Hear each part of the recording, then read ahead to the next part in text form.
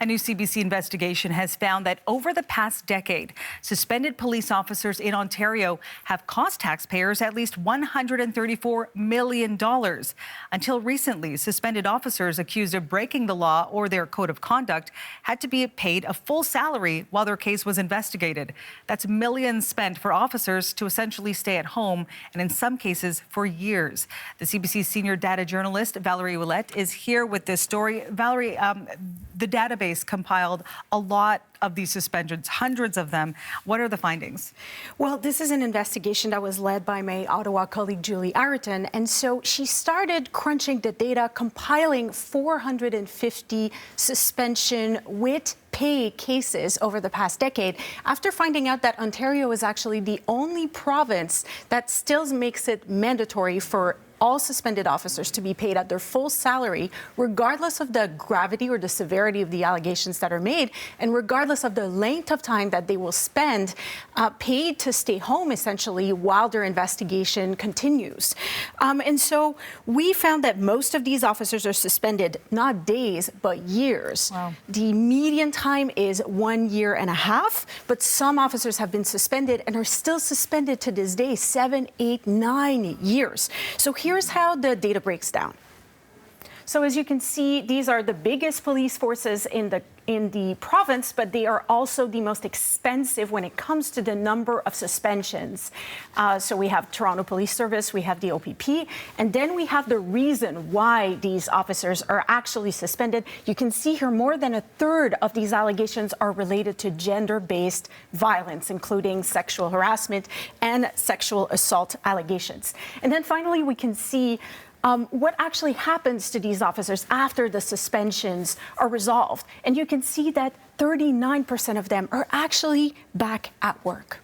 What has the reaction been to these findings? Because I can imagine there has been a lot. Well, we showed these findings to everyone across the board. So we've had lots of different reactions. When we talk to police unions, they say, well, actually, we need to pay these officers while they're being suspended because due process has to be completed, and unless an officer is convicted of wrongdoing, well, they're entitled to a presumption of innocence. And they say, remember these findings I just showed you about back to work? They say, well, that number actually shows that we have a duty to pay these officers while the process continues, because a lot of them eventually do come back to work and the allegations are not always founded. But then when you turn around and talk to police chiefs, they're telling you, well, we've been advocating for years to be able to fire problematic employees or at least suspend them without pay. They've been advocating for that for almost a decade. And then in the middle of all that, you have taxpayers who are footing the bill in all these 44 police departments without really knowing what the suspensions are for, what the allegations are made. So we also showed these data to 4 different researchers who study policing, and here's what one of them had to say. I think it's invaluable. I think you need to have this this information just for statistical purposes and to be able to look at these trends over time. But I just think the whole point of the police trying to create that public trust and confidence in policing, you need to be able to disclose this information and just be able to do it without, objectively and not have to defend everything. It isn't the norm because most police officers are working professionally and doing their jobs properly. But we see these cases, and these are the cases that really, anger people and piss people off, right? And I think they have a right to feel that way because we are, at the end of the day, paying these officers to be collecting their salaries.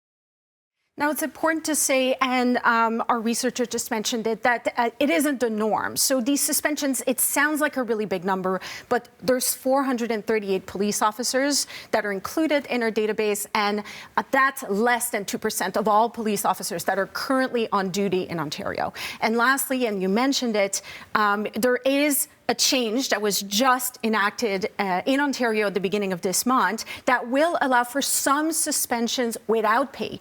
But it's if and only if the allegations are extremely severe and they are allegedly committed off duty. So most observers say not much will change. Valerie, thanks so much for this and for breaking this all down.